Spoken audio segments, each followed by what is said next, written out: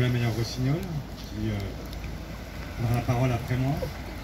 Et nous sommes venus vous dire effectivement que nous vous soutenons. Je vais en partie répéter ce que vient de dire Philippe.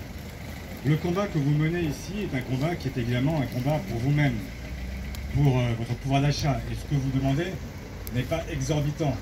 Vous ne demandez pas de devenir millionnaire, vous ne demandez même pas à être augmenté en réalité, vous demandez à maintenir un pouvoir d'achat dans une entreprise qui est une entreprise parmi celles qui font le plus de bénéfices en France.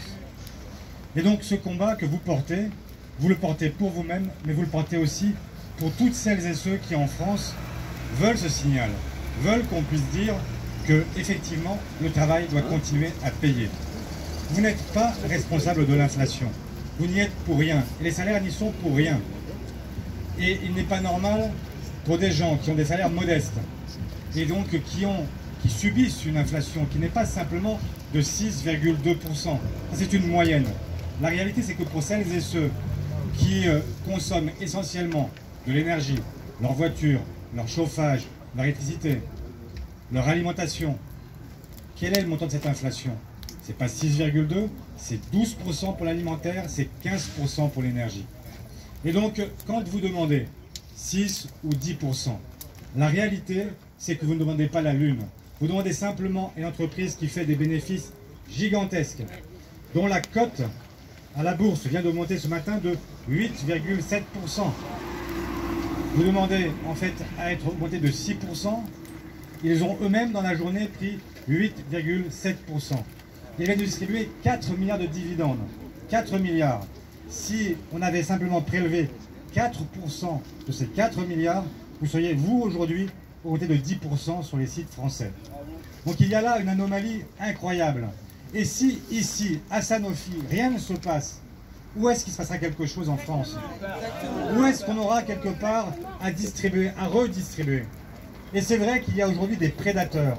Et ce que je dis ici, c'est que Sanofi, les bénéfices exceptionnels qu'ils réalisent, n'est lié en rien au génie de leur patron, de leur cadre.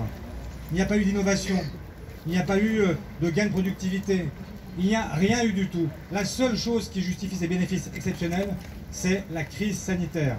Et c'est l'opportunité qui a permis à notre entreprise de faire d'immenses profits.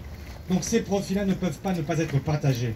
Ils ne doivent rien, ils ne doivent rien à leur génie, ils doivent tout, en revanche, à la crise et au travail que vous fournissez semaine après semaine, mois après mois, année après année.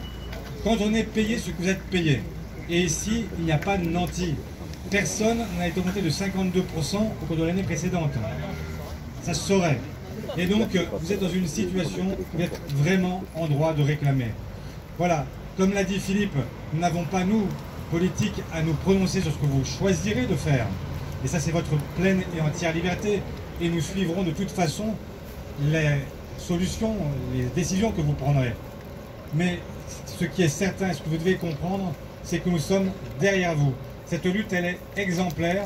Et donc, on est, nous qui sommes d'une certaine façon au chaud, qui n'avons rien d'autre qu'à soutenir des grèves qui sont menées par des gens qui, au prix de leur salaire, mènent ces combats, eh bien, nous sommes à la fois admiratifs, solidaires, et nous sommes pleinement à vos côtés. Donc, soyez assurés de notre soutien. Et aussi longtemps qu'il le faudra, et aussi longtemps que vous revendiquerez, Philippe, Nicolas et moi, nous serons là. Merci.